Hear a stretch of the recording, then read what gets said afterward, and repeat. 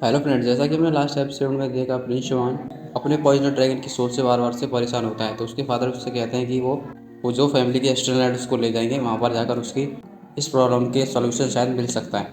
इसके बाद वो उन्हीं के साथ अपने एस्ट्रोनॉट चला जाता है, पर वो जगह प्रिंस चौहान को चुन लेती है। इसके बाद प्रिंस चौहान वहाँ से गायब हो जाता है और दूसरी जगह पहुँच जाता है। अब आगे इस एपिसोड की शुरुआत में देखते हैं प्रिंस चौहान वहीं पर बैठा हुआ था। तभी वो कहने लगता है, कौन है यहाँ पर। तभी एक लड़की कह रही होती है, क्या तुमको अपना बड़ा चांस चाहिए तो तुम मेरे पीछे आ सकते हो। तो वहाँ से निकल के आगे की तरफ आती है। उस लड़की का नाम याओ याओ होता है। तभी वो प्रिंस चुआन उससे पूछने लगता है, जंग लेडी, आपको क्या पता है ये कौन सी जगह है और ये किस जगह पर है, क्या आप मुझे रास्ता बता सकती हैं। वो उसकी बात पर रिपीट कर रही होती है, यंग लेडी। इसका मतलब दादाजी सही कह रहे थे कि कोई यहाँ पर आया है। फिर उसके बाद अपने पेट से कहने लगती है, तुम चलो। वे लोग जाने लगते हैं। पेट को पकड़ने की कोशिश करता है, कह रहा होता है ये पेट तो बहुत ही ज़्यादा प्यारा है। तुम उस पर घिसियाने लगता है और काफ़ी स्पीड से वहाँ से आगे निकल जाता है। उसको ऐसा देखकर वो कह रहा होता है, काफ़ी ताकतवर बैट है। इस पर वो लड़की कह रही होती है, मिस्टर, क्या तुमको तुम्हारा बिग चांस नहीं चाहिए। इसलिए वो उसके पीछे पीछे जाने लगता है और उससे पूछ रहा होता है, यंग तुम्हारा क्या नाम है। इसके बाद वो एक कोर्ट यार्ड में पहुंच जाते हैं। वहाँ पर एक बूढ़ा बैठा होता है। वो लड़की उससे कहती है, ग्रैंडफादर, एक आदमी आ चुका है जिसकी आप कह रहे थे। इस पर वो बूढ़ा कहना लगता है, चलो सच में कोई आ ही गया। तो अपने मन में सोच रहा होता है, मेरे पास ज़्यादा समय नहीं बचा है। युवान उसको जैसे ही ग्रिप कर ही रहा होता है, तभी वो अचानक उस पर स्पिरिचुअल लॉक लगा देता है। फिर उससे वो कहने लगता है, अच्छा ये तो होली ड्रैगन सन है। पर कितनी दिक्कत की बात है कि इसके होली ड्रैगन का चार्म छिल चुका है और इसके अंदर एक वेनम ड्रैगन का वास है। युवान सोच रहा होता है, इन्होंने सिर्फ एक ही नज़र में मेरा सब कुछ पता लगा लिया। इसके तो कहने लगता है, सीनियर, मेरा नाम जो युवान है।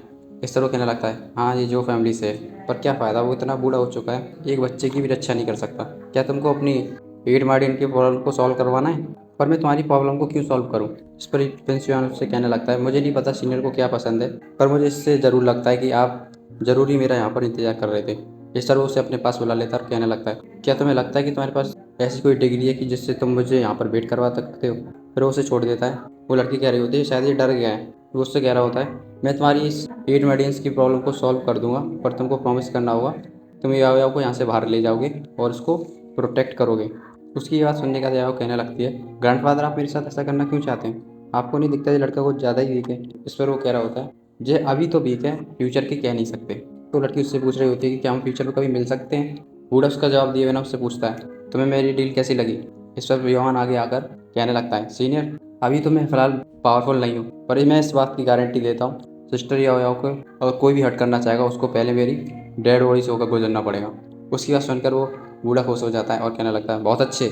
इसके बाद वो एक तुरंत ही वॉइड खोल देता है, जिसके अंदर युआन गिरता चला जाता है और ज़मीन पर जाकर गिर जाता है।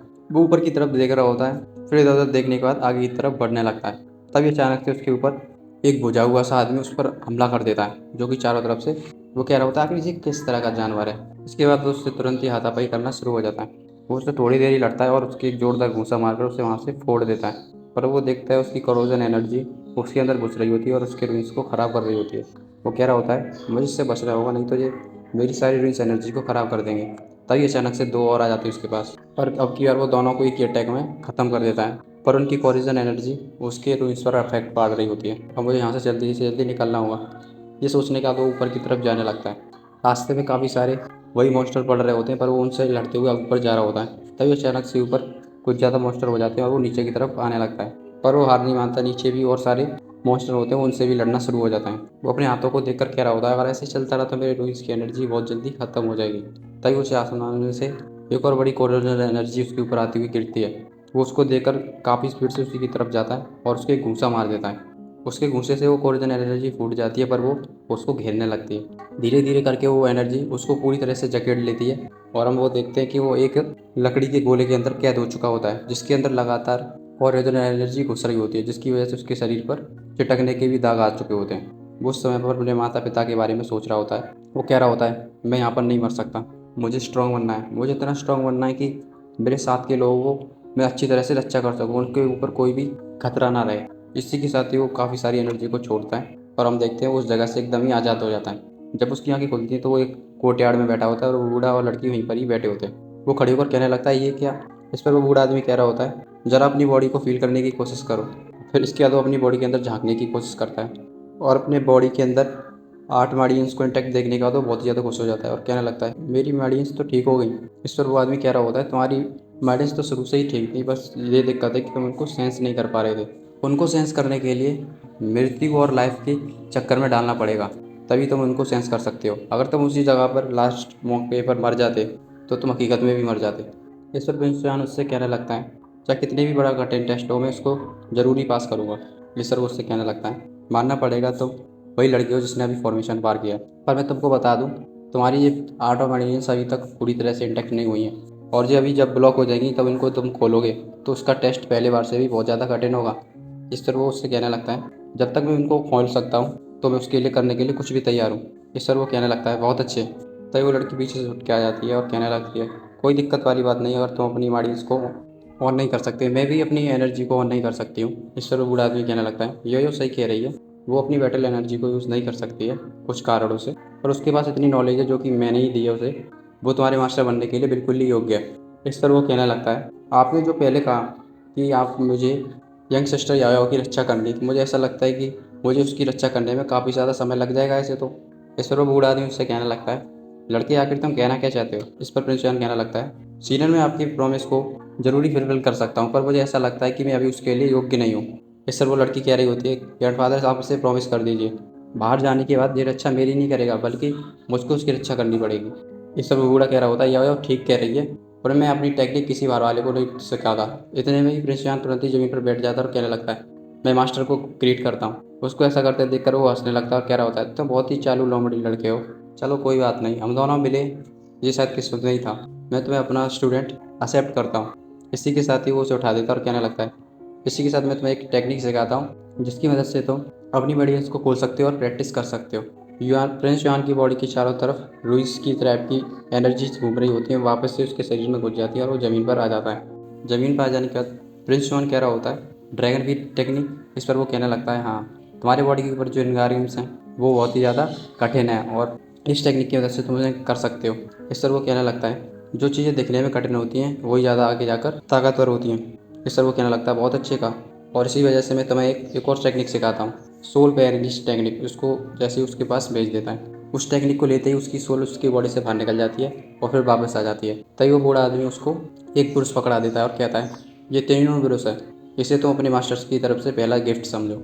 उसको लेने के बाद वो कहने लगता है, इस वेपन की तो ग्रेड बहुत ही ज़्यादा कर रही है, मेरे पापा के पास है वो उससे एक ग्रेड नीचे है और उसकी ग्रेड तो एक उससे एक ग्रेड ऊपर है। तभी वो बूढ़ा कह रहा होता है, ये सेंट एनिस का वेपन है, उससे लड़ाई करते वक्त उनका ये वेपन थोड़ा ख़राब हो गया था, पर इसके ऊपर 9 रूइंस देख रहे हो तुम, इनको अंदर अगर तुम अच्छी तरह से जेमस्टोन को खिलाओगे तो ये अपनी पुरानी पावर को अच्छी तरह से एब्जॉर्ब कर लेगा और अपनी वीक कंडीशन में वापस आ जाएगा।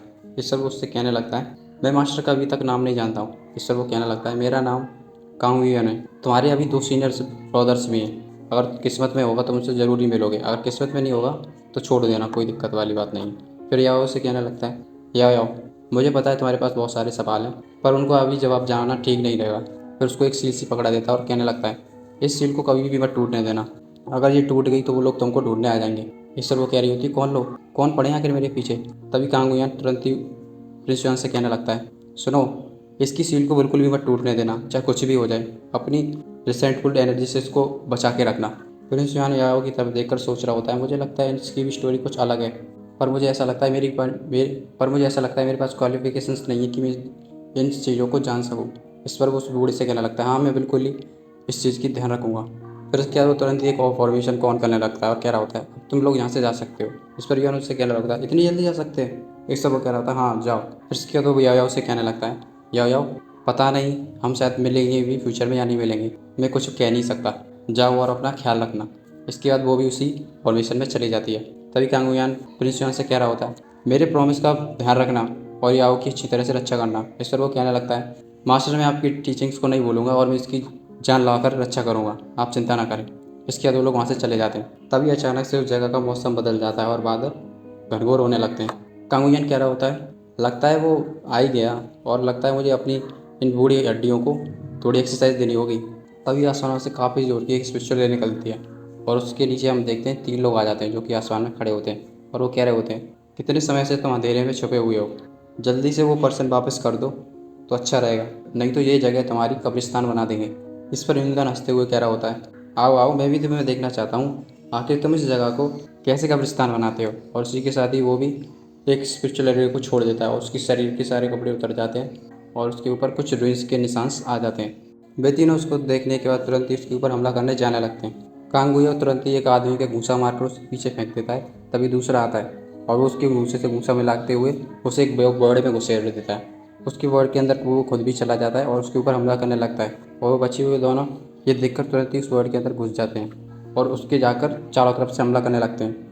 और कांगुया उन सभी के अटैकों को अकेला ही रोक रहा होता है और उन दोनों को पीछे कर देता है। इसके बाद उनके वो लात घूंसे मारकर उधर उधर फेंक रहा होता है और वहाँ पर जितने भी प्लानिट और पत्थर वगैरह आते हैं वो सब टूटते हुए जा रहे होते हैं। एक आदमी को तो वो बहुत बुरी तरह से पेलता है, उसके घूंसा मारते हुए उसके मुंह से पानी निकाल के फेंक देता है। तभी अब एक और आदमी को देखते हैं जो कि थंडर का एक तरह का फॉर्मेशन बना रहा होता है। उसको देखकर वो उसी की तरफ जाने लगता है और एक घूंसे में उसके फॉर्मेशन को तोड़ कर रख देता है। इसके बाद तीनों छूट कर एक जगह पर चले जाते हैं। उन्हें पता चल चुका था कि वो तीनों इसका मैच नहीं है, तो वो तीनों इकट्ठा होकर एक वर्टिकल आई को बनाते हैं और उससे सीधी एनर्जी उसके ऊपर जाने लगती है। कांगोयन भी तुरंत ही घूंसा मार दिए उसकी तरफ अपनी एनर्जी को छोड़ देता है। इधर हम देखते हैं कि युआन और याओ दूसरी जगह पर पहुंच चुके होते हैं। याओ कह रही होती है, ग्रैंडपा मुझको बाहर से निकालने के लिए बहुत ही ज़्यादा उतावले थे। इसका मतलब लगता है कोई ना कोई वहाँ पर आ चुका है और मुझे लगता है इस बार जो लोग आए हैं बहुत ही ज़्यादा पावरफुल है। इस पर युआन उससे कह रहा होता है, याओ सिस्टर आप चिंता मत करो, मास्टर बहुत ही ज़्यादा पावरफुल है। इस पर याओ उससे कह रही होती है, चाहे कुछ भी हो, अगर ग्रैंडफादर को कुछ भी हुआ तो मैं उसका बदला मैं उन सभी लोगों से चुन चुन कर लूँगी, एक को भी नहीं छोड़ूंगी। तभी अचानक से उसके फादर की आवाज़ गूंजने लगती है, यूनर तुम कहाँ पर चले गए थे।